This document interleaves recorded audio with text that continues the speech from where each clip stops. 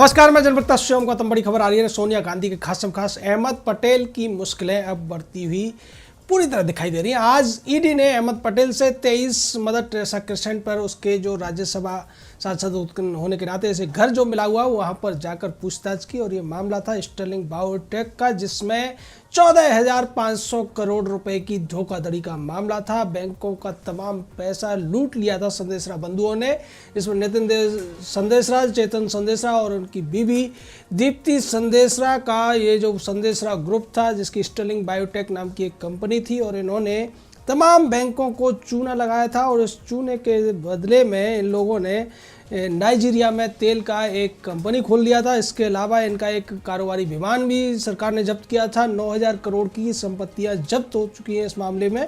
और जो नीरव मोदी को लेकर राहुल गांधी कटाक्ष किया करता था, या यही अहमद पटेल कटाक्ष किया करता था, उससे भी बड़ा ये घोटाला है, क्योंकि नीरव मोदी और जो मेहुल चौकसी का जो मामला था वो करीब 11,500 करोड़ का था। ये 14,500 करोड़ का है, जिसमें 5,500 करोड़ आंध्रा बैंक की तमाम शाखाओं से लिए गए हैं। उसके अलावा इसमें जो अन्य बैंक शामिल हैं जिनको इन लोगों ने मिलकर चूना लगाया है, उनकी अगर बात की जाए तो इसमें आंध्रा बैंक के अलावा यूको बैंक है, बैंक ऑफ इंडिया है, स्टेट बैंक है, इलाहाबाद बैंक है, और जो ये सारी बैंक है और इनकी जो विदेश में शाखाएं थी, इनसे इन्होंने विदेशी मुद्रा में भी लोन लिया। तमाम तरीके की फर्जी कंपनियां बनाई गई और इन फर्जी कंपनियों के माध्यम से बहुत बड़े स्तर पर लोन लिया गया।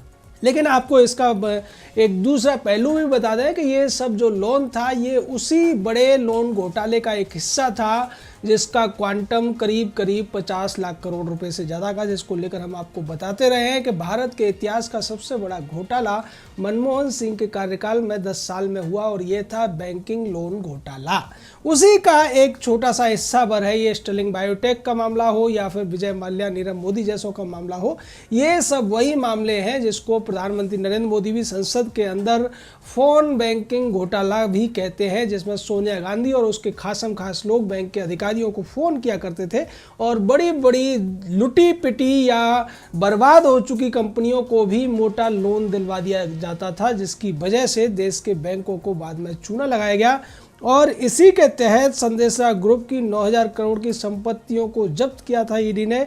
ईडी में जब बैंकों ने शिकायत की और उसके बाद 9,000 करोड़ की संपत्तियां जब्त की गई। सीधे तौर पर इसमें जो कनेक्शन है अहमद पटेल का, वो उसी तरीके से है जैसे कि पी चिदम्बरम का कनेक्शन था आईएनएक्स मीडिया और एयरसेल मैक्सिस मामले में। दरअसल अहमद पटेल का बेटा है फैजल पटेल और इसका एक दामाद है इरफान सिद्दीकी। इन दोनों ने मिलकर संदेशरा ग्रुप के लिए ये सब खेल किया था और इसमें 400 करोड़ से ज़्यादा की मनी लॉन्ड्रिंग भी की गई थी, जिसको लेकर अहमद पटेल पर पहले ही केस चल रहा है। और उस मामले में तो जो कांग्रेस कार्यालय है वहाँ तक बात पहुँची थी कि पैसा वहाँ भी ट्रांसफ़र हुआ था।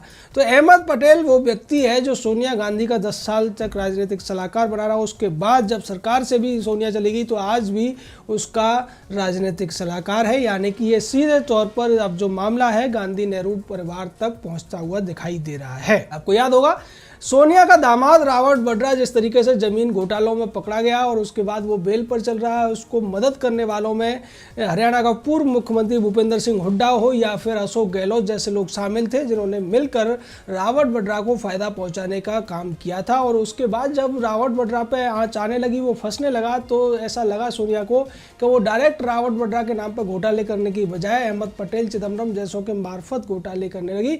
और यही वजह है कि जब ईडी ने पिछले हफ्ते अहमद पटेल से ये कहा था कि वो जांच के लिए उसे बुलाना चाहते हैं, तो अहमद पटेल डर गया था और इसने ये कहा था कि अभी कोरोना चल रहा है और कोरोना में मैं चूंकि 60 साल से ऊपर का हूं, इसलिए मेरे से जांच नहीं की जाए, इस जांच को टाल दिया जाए। जिसके बाद ईडी ने साफ कर दिया था कि जांच तो नहीं टलेगी अहमद पटेल, लेकिन हम तुम्हारे घर पर आकर तुम्हारे बयानों को रिकॉर्ड करेंगे। दरअसल इस पूरे मामले में अहमद पटेल की वही भूमिका है जो पी चिदम्बरम की पीटर मुखर्जी, इंद्राणी मुखर्जी वाले मामले में थी। सीधे तौर पर चिदम्बरम ने उन दोनों को फायदा पहुंचाने के लिए अपने बेटे के मार्फत रिश्वत ली थी और इस मामले में 14,500 करोड़ का जो घोटाला संदेशरा बंधुओं ने, चेतन संदेशरा और नितिन संदेशरा ने अपनी बीवी दीप्ति संदेशरा के साथ मिलकर किया था। इसमें उसका सबसे बड़ा साथ दिया था इरफान सिद्दीकी और फैजल पटेल ने, जो अहमद पटेल के बेटा और दामाद हैं।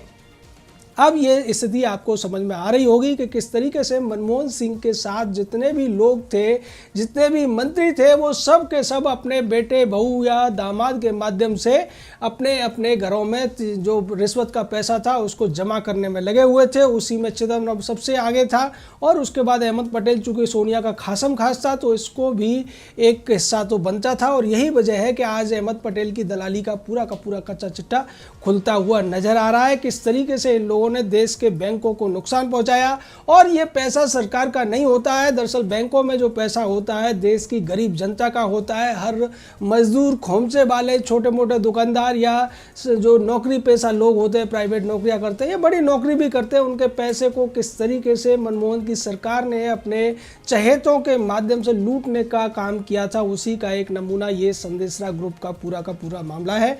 स्टर्लिंग बायोटेक इनकी कंपनी हुआ करती थी और ये कंपनी डूब रही थी, लेकिन अहमद पटेल का जो कृपा थी उसकी मदद से इन्होंने बैंकों के माध्यम से मोटा पैसा लिया, जिसके लेकर बहुत बड़ा ये मामला बना। लेकिन ईडी समय से चेता और उसके बाद संदेशरा ग्रुप की 9,000 करोड़ की संपत्तियों को सील कर दिया गया, जब्त कर लिया गया।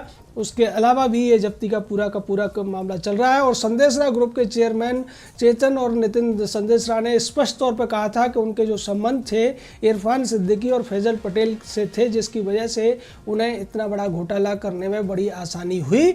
और सीधे तौर पर ये जो बयान है इसमें फैजल पटेल के भी बयान हो चुके हैं, इरफान सिद्दीकी के भी बयान हो चुके हैं, तो अहमद पटेल भी फंसता हुआ नजर आ रहा है। और अगर अहमद पटेल फंसेगा तो इसका सीधा सा संदेश जाएगा कि इसके पीछे सोनिया को भी मोटी रिश्वत मिली थी। कहा जाता है कि जब बड़े घोटाले होते हैं तो उनमें 10 से 20% तक हिस्सा हुआ करता है दलालों का, और इस पूरे मामले में तो ये बहुत बड़ा घोटाला है 14,500 करोड़ का।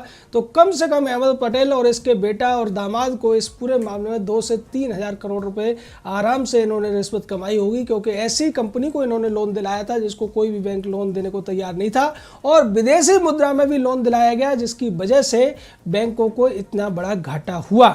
लेकिन कांग्रेस की पुरानी परंपरा रही है, जब भी इनके घोटाले सामने आते हैं, जब भी इनकी कारगुजारियां सामने आती हैं, तो फिर ये दूसरे तरीके की बातें करने लगते हैं। जैसा कि आज भी पी चिदम्बरम ने एक बयान जारी किया।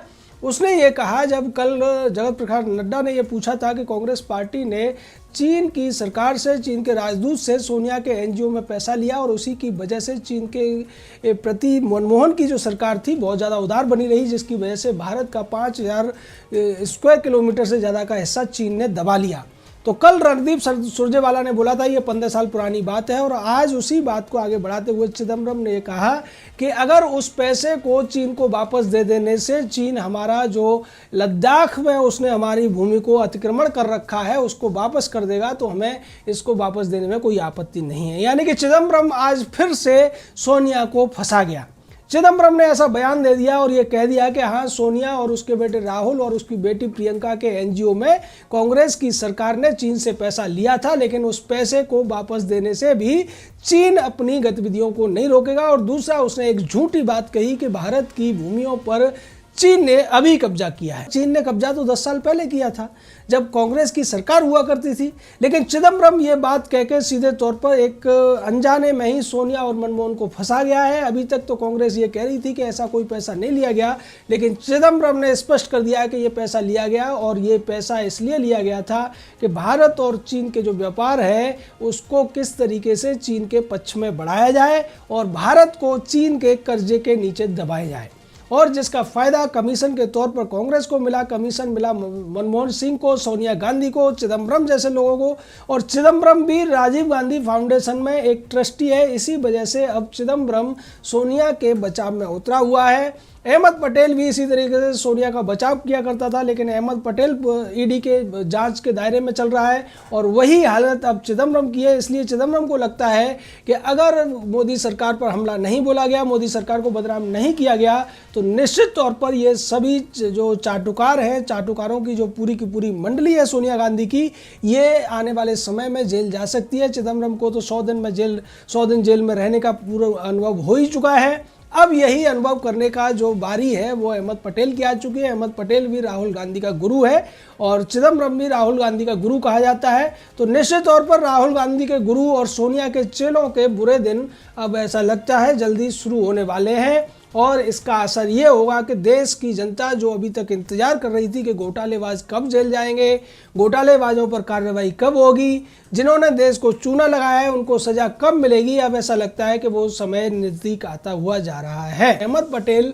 सोनिया का खासम खास व्यक्ति है और कांग्रेस की जब सरकार हुआ करती थी तो इसको सोनिया के बाद सबसे ज़्यादा शक्तिशाली व्यक्ति भी माना जाता था, क्योंकि अहमद पटेल जिस बात की सिफारिश कर देता था वो काम जरूर हो जाता था। और मनमोहन सिंह की सिफारिश तो बहुत मुश्किल से लोगों को मिलती थी, लेकिन अहमद पटेल की सिफारिश लोगों को बड़ी आसानी से मिल जाती थी। और उसको कैसे मिलती थी, ये इस स्टर्लिंग बायोटेक कंपनी का जो केस है इससे पूरी तरह पता चलता है कि अहमद पटेल का जो बेटा था फैजल पटेल और इसका दामाद इरफान सिद्दीकी, ये दोनों मिलकर अहमद पटेल की रिश्वत लेने का या दलाली लेने का काम किया करते थे, जिसकी वजह से अब इस दलाली के पूरे खेल में अहमद पटेल का जो गला है वो भी फंसता हुआ नजर आ रहा है। और जल्दी ही अहमद पटेल भी जेल की सलाखों के पीछे होगा, ऐसी उम्मीद की जा सकती है, क्योंकि चेतन संदेशरा और नितिन संदेशरा पहले ही कह चुके हैं कि अहमद पटेल की कृपा से ही उन्होंने इतना बड़ा घोटाले को अंजाम दिया।